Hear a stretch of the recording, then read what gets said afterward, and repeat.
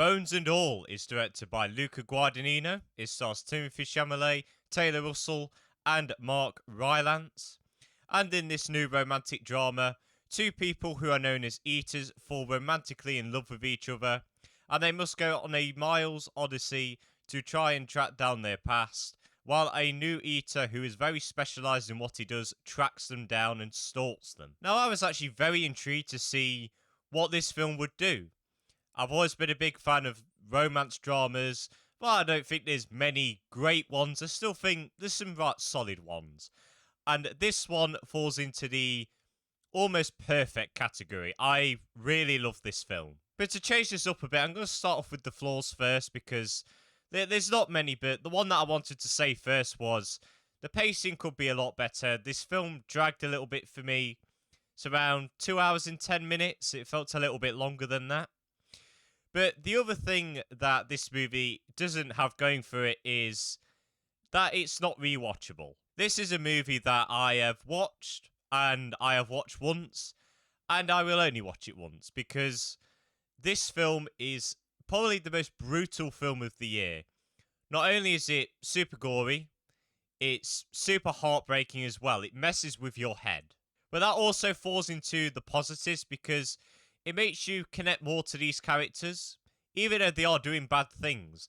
But I really like this realisation that you are stuck like this. You have been born this sort of cannibal sort of person. You have no way to get out of it. You have to eat people to survive.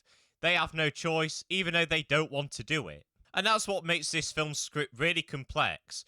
We have our main character who, again, was born like this. She apparently ate her mother, and she doesn't want to be like this.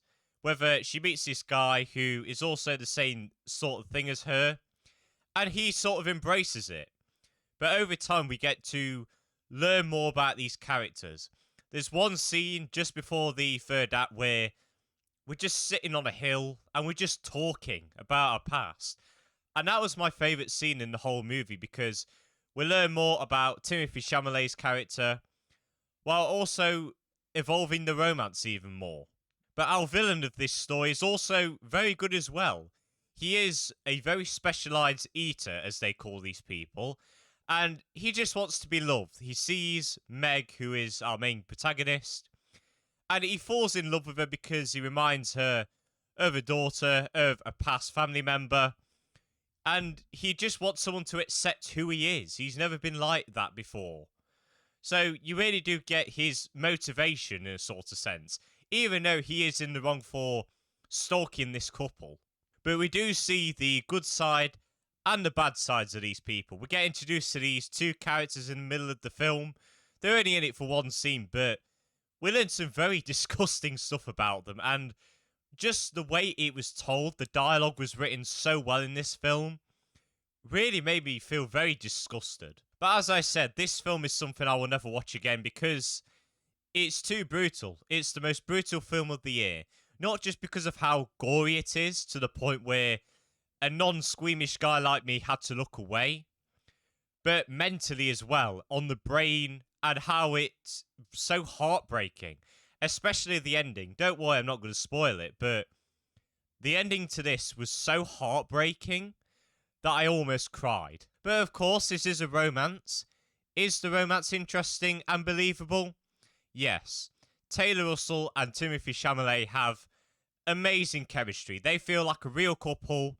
You get invested into it. And if it weren't for those two having great chemistry, this film would have fell flat on its face. The film's direction as well, and the way it looks, is great.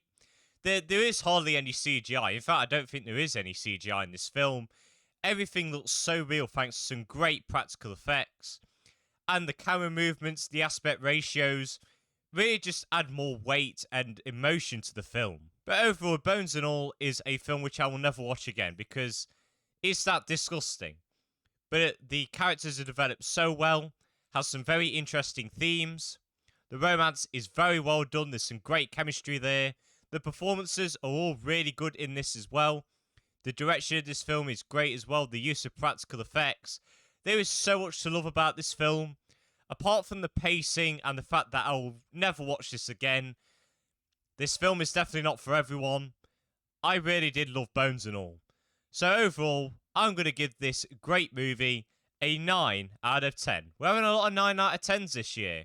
What a year for movies. But guys, that is it for the end of this review. I hope you all enjoyed. Next time, I know it's a little bit late, but I want to get my opinion out there. Not that many people care. The Guardians of the Galaxy Holiday Special, I'm going to review it. I really want to just express my opinion on it. But let me know what you think of Bones and all in the comments. Make sure to look out for my next video. Have a good day, and see you later.